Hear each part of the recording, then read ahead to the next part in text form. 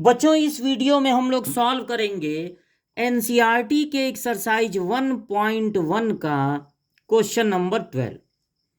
आइए रीड करते हैं। क्वेश्चन नंबर 12 क्या है? So that the relation R, relation को किससे रिप्रेजेंट किया जा रहा है? आर से। Defined in set A of all triangles, जिस सेट से ये रिलेशन बनाया गया है वो ए से रिप्रेजेंट हो रहा है और वो है ऑल ट्रायंगल्स। ये सारे ट्रायंगल्स का एक सेट है। इसी सेट में से एक बनाया गया है रिलेशन। रिलेशन है T1 और T2 का। T1 का मतलब हो गया पहला ट्रायंगल, मतलब एक ट्रायंगल। T2 का मतलब हो गया एक दूसरा ट्रायंगल। और क्या रिलेशन है? T1 is similar to T2। क्या रिलेशन है? उस रिलेशन को हम लोग पहले नोट कर लेते हैं। T1 जो एक ट्रायंगल है वो सिमिलर होगा T2 से। T2 के इज इक्विवेलेंस रिलेशन। क्वेश्चन का पहला पार्ट यहीं पे खत्म हो जाता है कि हमको पहले शो करना है कि अगर T1 और T2 एक दूसरे के सिमिलर हैं, यही रिलेशन है, तो ये रिलेशन एक इक्विवेलेंस रिलेशन होगा। तो सबसे पहले तो आपको पता होना चाहिए कि दो ट्रायंगल सिमिलर कब कहलाते हैं। दो ट्रायंगल सिमिलर तब कहलाते हैं जब उन दोनों ट्रायंगल के साइड का रेशियो सेम हो। यानी जब इस साइड को हम इस साइड से डिवाइड करें, इस ट्रायंगल के इस साइड की लेंथ को इस ट्रायंगल के इस साइड की लेंथ से डिवाइड करें, और ये जो तीसरा बच गया उसको थर्ड वाले से डिवाइड करें, तो ये तीनों अगर इक्वल आ रहे हैं तो ये दोनों ट्रायंगल कहलाते हैं कि सिमिलर हैं।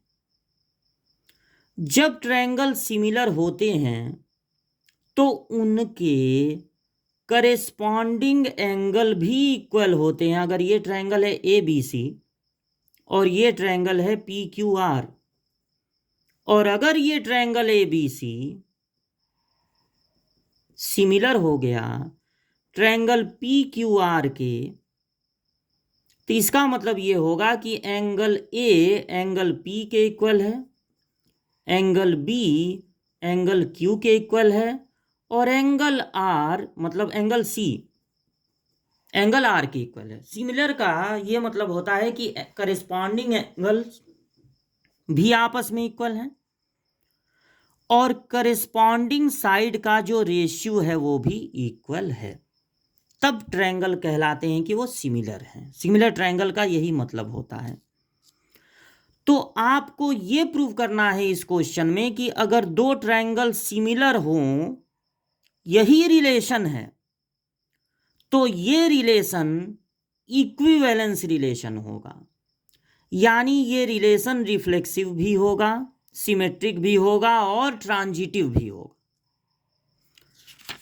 तो देखिए, सबसे पहले क्वेश्चन का हम लोग पहला पार्ट लगाया जाए, तब दूसरा पार्ट पढ़ा जाएगा कि वो क्या कह रहा है। तो अब हम पता लगाएंगे कि ये जो रिलेशन है सिमिलर होना, वो रिफ्लेक्सिव है कि नहीं, सिमेट्रिक है कि नहीं, और ट्रांजिटिव है कि नहीं, ये हम लोग पता लगाएंगे। रिफ्लेक्सिव कैसे पता लगाते हैं? उसके लिए हम एक ट्रायंगल ले लेते हैं, मान लीजिए T1 ही ले लिए। सिमेट्रिक के लिए दो ट्रायंगल लेंगे और मान लेंगे कि इन दो ट्रायंगल के लिए जो रिलेशन है वो ट्रू है, मतलब वो इस रिलेशन में मिल रहे हैं। ट्रांजिटिव के लिए हम लोग तीन ट्रायंगल चूज करेंगे और ये मान लेंगे कि T1 T2 इस रिलेशन में मिल रहा है और T2 T3 भी इस रिलेशन में मिल रहा है। रिफ्लेक्सिव का पता कैसे लगाएंगे? एक ट्रायंगल लेंगे और कुछ मानेंगे नहीं। सिमेट्रिक का पता कैसे लगाएंगे? दो ट्रायंगल ले लेंगे T1 T2 और मान लेंगे कि T1 T2 में ये रिलेशन पाया जा रहा है। ट्रांजिटिव में क्या करेंगे? तीन ट्रायंगल ले लेंगे और मान लेंगे पहले दोनों के लिए ये रिलेशन ट्रू है और बाकी दोनों के लिए भी ये रिलेशन ट्रू है। रिफ्लेक्सिव में एक ही ट्रायंगल को ऑर्डर्ड पेयर में दोनों जगह रख देंगे और तब ये देखेंगे कि ये सही आ रहा है कि नहीं। तो एक ट्रायंगल, अब देखिए रिलेशन क्या है, सिमिलर है खुद अपने आप के। Every triangle is similar to itself. कोई भी ट्रायंगल खुद अपने आप के सिमिलर तो होगा ही, यानी ये ट्रू है, ये ट्रू है। और अगर ये ट्रू है तो ये जो रिलेशन है ये हो गया आपका रिफ्लेक्सिव, यानी ये रिफ्लेक्सिव है। अब सिमेट्रिक में क्या करना है? पलट के देखना है सही आ रहा है कि नहीं। सिमेट्रिक में क्या करना है? पलट के देखना है T1 की जगह T2 और T2 की जगह T1 रखने पर सही आएगा कि नहीं। तो सोचिए, अगर T1 T2 इस रिलेशन में है यानी T1 सिमिलर है T2 के, तो T2 भी तो सिमिलर होगा T1 के।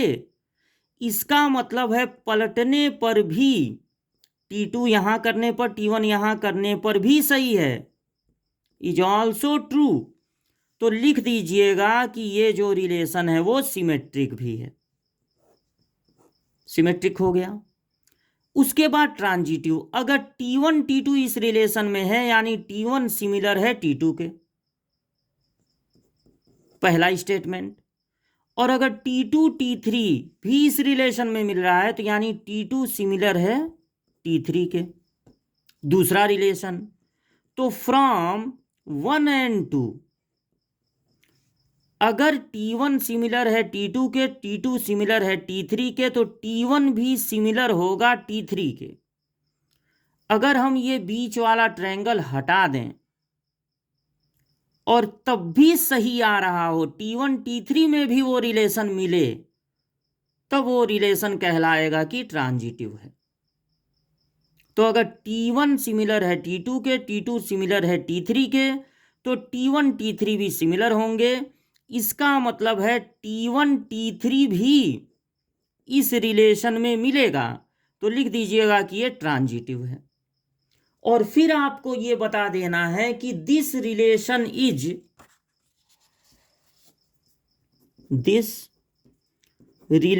Is reflexive, symmetric, as well as transitive. Therefore, it is equivalence relation. इसलिए ये रिलेशन इक्विवेलेंस है। तो यहां तक का पार्ट लग गया क्वेश्चन का। अब थोड़ा क्वेश्चन को आगे पढ़ते हैं। Consider 3 right angle triangle T1 with side 3, 4, 5। देखिए एक राइट एंगल ट्रायंगल है जिसके साइड हैं 3, 4 और ये हाइपोटेन्यूज को सबसे बड़ा रखना होगा भाई, ये 5 हो गया। इस ट्रायंगल का नाम है T1। फिर एक दूसरा ट्रायंगल है, उसका नाम है T2 और उसके साइड हैं 5, 12 और 13, 5, 12, 13। फिर एक और ट्रायंगल है T3, उसके साइड हैं 6, 8 और 10। तो which triangles among T1, T2, T3 are related. देखिए यहां पर जो ट्रायंगल का रिलेशन है वो क्या है? यहां पर ट्रायंगल का रिलेशन है कि वो सिमिलर होने चाहिए। अब आप सोचिए, अगर आप T1 T2 लेते हैं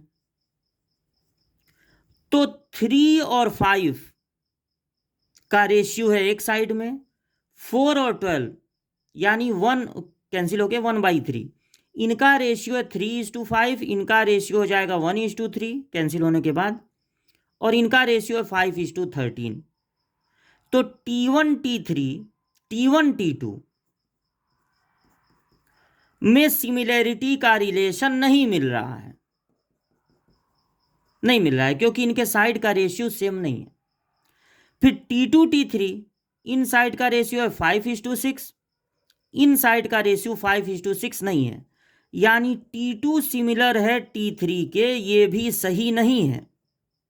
बट देखिए T1 और T3 जब लेंगे तब क्या हो रहा है, 3 और 6 का रेशियो हो जाएगा 1:2, 4 8 1:2, 5 10 1:2। तो sides of triangle T1 and triangle T2 are in proportion, इनके साइड का रेशियो सेम है, देयरफॉर T1 सिमिलर होगा T3 के, ये बात ट्रू है। और ये दोनों गलत हो जा रही थी। तो जब आपसे पूछ रहा है कि T1 T2 T3 में कौन एक दूसरे से रिलेटेड है, तो यहां पर रिलेटेड वही होगा जो सिमिलर है। तो आपका आंसर होगा T1 and T3 are related to each other because they are similar. तो ये क्वेश्चन नंबर 12 है, इसको तैयार कर लीजिए।